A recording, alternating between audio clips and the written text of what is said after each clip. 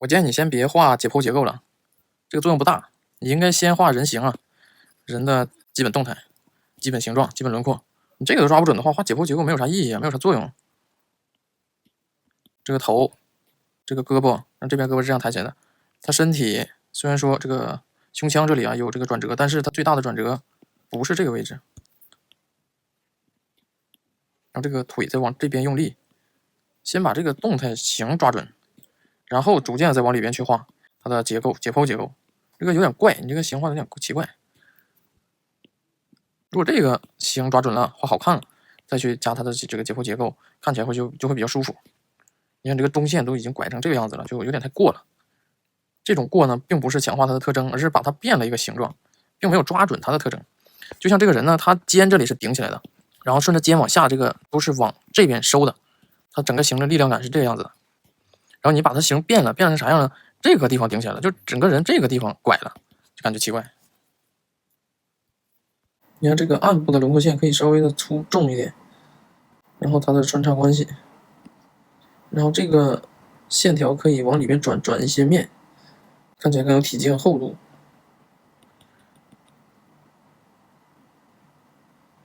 这边的线可以细一点、薄一点，这边也是，就用这种线转面的这种方式，就能够让这个造型立体起来，边缘线和里边的面相结合的这种感觉。这个位置和这个位置都是。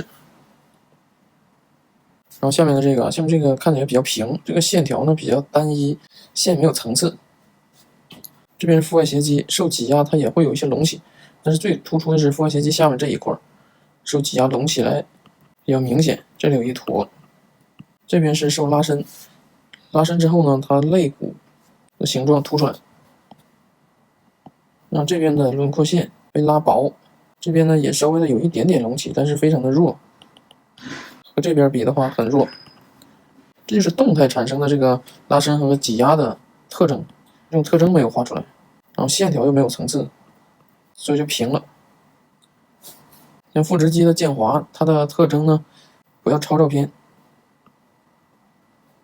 它的趋势是这样的，呈放射状的，这边是挤压的，这边是拉伸的，所以呢，这三条趋势就变成了这样。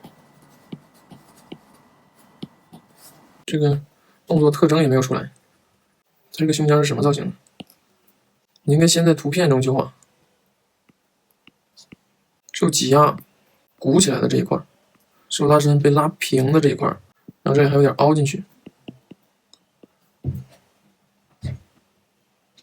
两侧腹直肌渐滑，它们的趋势特征，因为这边压缩了，这边拉伸了，所以它们的整体趋势形成了这样的特征。不要描实这种线。这个肩头有多大？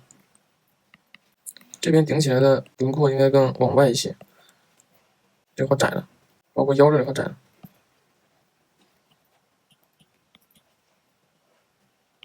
这个大腿为什么画成这样子？要不就不画了，画的话也不能画成这样，这个腿太窄了。中线用这种宽线、浅灰线去带一下，不要描得很重。描很重的话，就是在做平面的分割，并没有再去画它的结构。这样就可以了，这看起来它就比较舒服一些。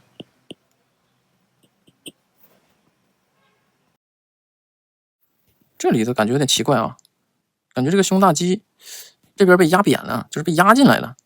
实际上这是一块胸大肌，这边往外拽的时候，你看这边会被拉扯，整个都会被往这边拉扯，都会拽起来。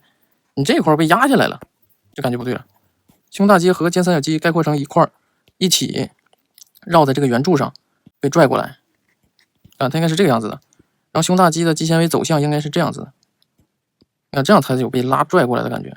它们的指点一起被拽到这个圆柱的后边去，这才对。这边的肩三角肌的这个角度看应该再窄一些，轮廓上有一部分被胸大肌遮挡，然后胸腔下端开口呢有点缩到一起去了，它应该再打开一些，上端的圆面再小一些。像这个也有相同的问题，你这个胸腔画的像酒桶啊，上下一样大，然后中间鼓。那实际上胸腔应该是上边小，下边大，上下不应该一边大。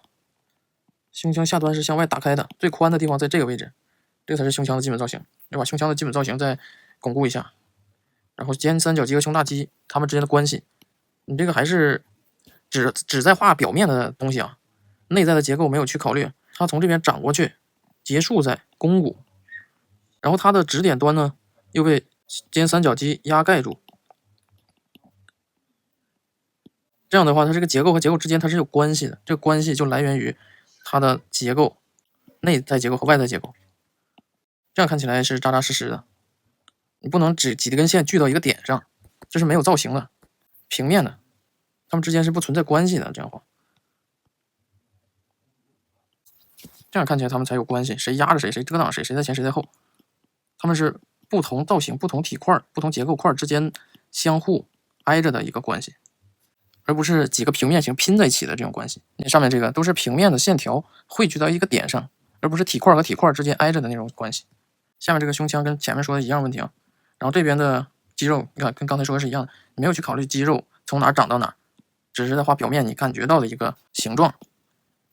这个圆柱它是侧面偏侧面，我们基本上是看不到横截面的，它没有这么大横截面。